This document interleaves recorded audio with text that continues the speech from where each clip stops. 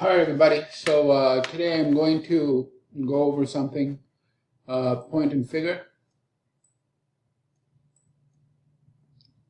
but from my own experiences,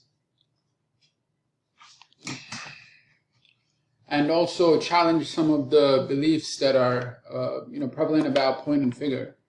First of all, when you think of point and figure, you think of, X's and O's. I should put here, something like that, X's and O's, and just X's and O's, or in the past, instead of having X's and O's, they actually had the price levels. So this was, say, 84, or let's say 64, 65, 66, 67, right? So something like this. And then even before that, before the X's and O's, we also had just X's. So, they would just put X's. That's why in the Wyckoff course, if you look at the point and figure charts, I don't think they have O's. They're all X's. So if you look at the point and figure studies in Wyckoff, you see that they only have X's. They don't have X's and O's because there were different styles of point and figure. In any case, it went from, X's to numbers to X's and O's. And then there were things that were added to it, like bullish support line, which is basically you have X's and O's, and there's some uptrending line, bullish support line, bearish support line. Later on, and there are also patterns. Right, so you have patterns, and the patterns are typically double top breakout or triple top breakout, or just a breakout, and they consider that a buy signal. Things like this. And then and of course, then you have price projections. So you have a horizontal count and a vertical count. So whichever method you use, horizontal or vertical. Anyway, so there's a lot of beliefs, horizontal count, vertical count, stuff like that. But the key thing I wanted to point out is also some beliefs about how point and figure should be constructed. These also came later on, that they have to be point sized. So like one point each with a 3-box reversal, stuff like that. So that it has to be a point. So it has to go from 84 to 85, 85 to 86, 86 to 87. It cannot go from 84 to 84.50. So that's this rule about each box being a point.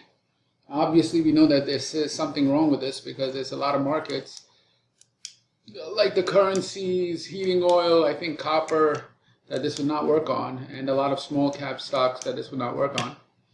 But this is just some rule that's been implemented. I think it's been implemented for simplicity, because you cannot take a $40 stock with a 1-box reversal and compare it to like $85 or $90 stock that's more than double and also have a 1-box reversal. One will have far more reversals than the other,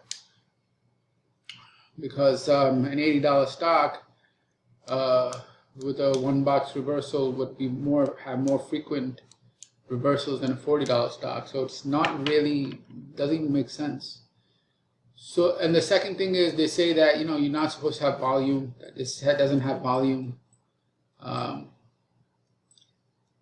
that it doesn't have volume or shouldn't have volume or something like that, that it's just price based, or this is all BS, because now I'll give you the what really is going on is that you have to understand that when you take out time, right?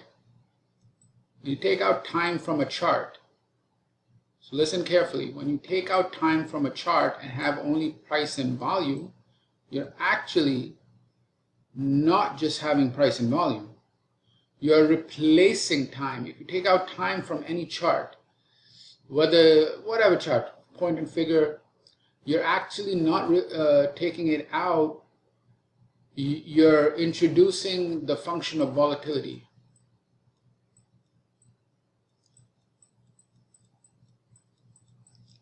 When you take out time, the chart itself is subject to volatility. All right, which means that if you don't, which means that you have to adjust it for volatility. As soon as you take out time from a chart, you have to adjust the chart based on volatility. High volatile time periods, you're going to have to adjust the chart so that the box sizes or the brick sizes or whatever the way its price is represented has to adjust for volatility as soon as you take out time. Okay, this is a very key point that many that is missed. Okay,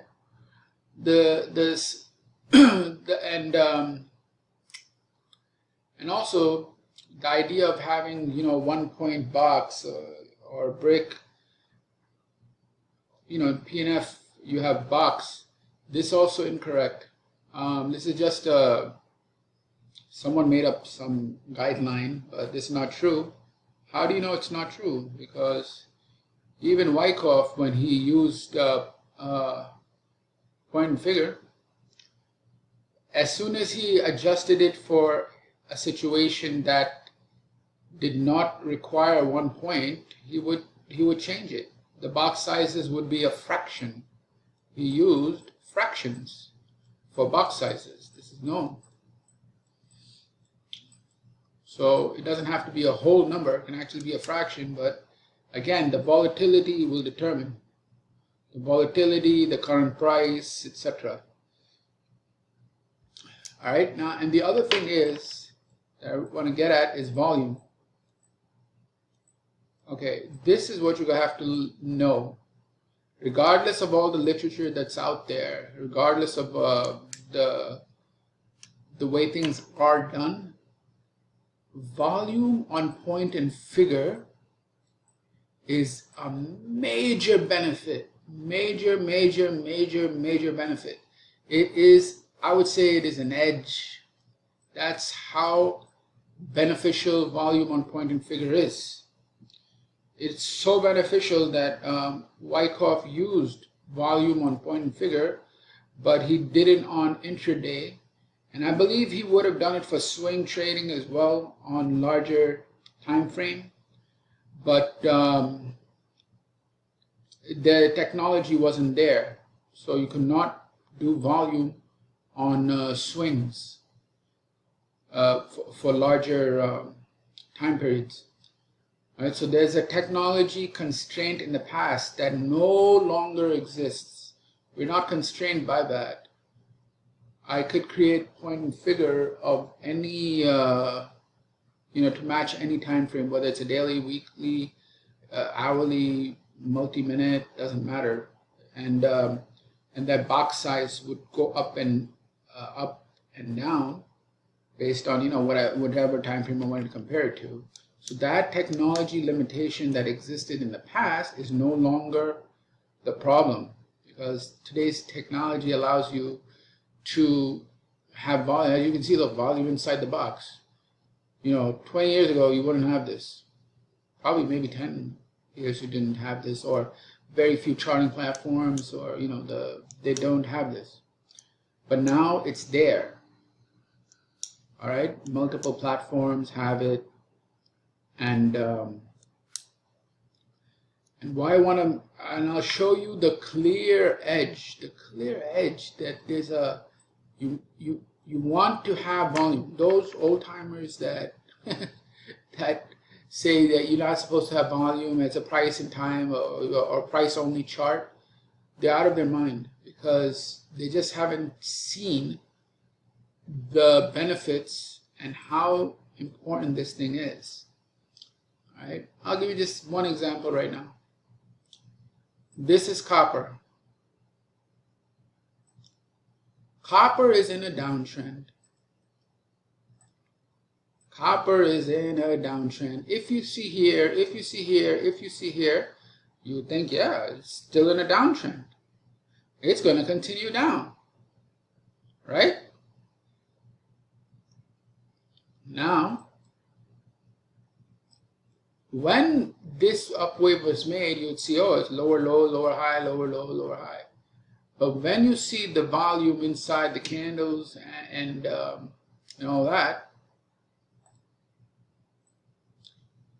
this column is no ordinary column. Look at what happens when you add volume.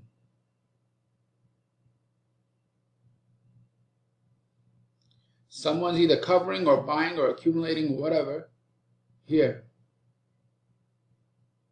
If you just have X's and O's, they tell you nothing. They tell you nothing. You have X's and O's and X's and O's, and they tell you absolutely nothing. If you have a regular bar chart, it tells you nothing also in terms of it's just the lower low, lower high, lower low, right? Lower high, lower low. But when you add volume to it, you get this thing.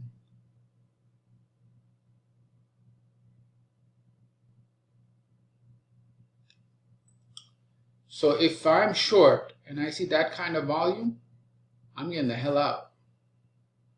If I want to go long and I see that kind of volume, I'm looking for a pullback entry, because the volume is telling you the money is coming into the market. Money is coming into the market. And that really goes into basic foundation of trading, which is money moves markets. Again, money moves markets. All right? It's not some magic ratio or indicator, whatever. Money moves markets. When money comes in, they move the market. You must be able to track the money. And that means expertise in volume, whether it's on whatever chart you use. You have to see that, structure the data, and be able to quantify it, and then judge. Is money coming in? Is it exiting, entering, leaving? What's going on? So this tells you money is coming in. Maybe it's covering, maybe it's longing, I don't know, I don't care, but I know that this is important. Very important.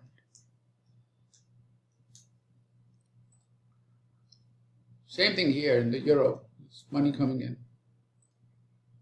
Oh shit, yeah, it already came in. All right, see what happens. So why is volume important? Because it means money came into the market. Without it, you cannot say how much or have an idea of the amount of money coming into the market. Why? Because you'll have, let's say you have a wave or a column of 4 X's, and you have another column of 4 X's or another wave. You compare them, they look exactly the same. But one of them might have tremendous amount of what? Volume. For example, if you see this, 1, 2, 3, 4, 5, right? Look at the volume. You see this, 1, 2, 3, 4, 5, 6. It's bigger. You think it should have more volume. Less volume. So, when you compare price movements, you must see the amount of money that came in to push price movement. And it's just common sense. Money moves markets. You have to track the money so you can see if it's going to continue to go up or down. All right, that's all I got. Take care. Bye.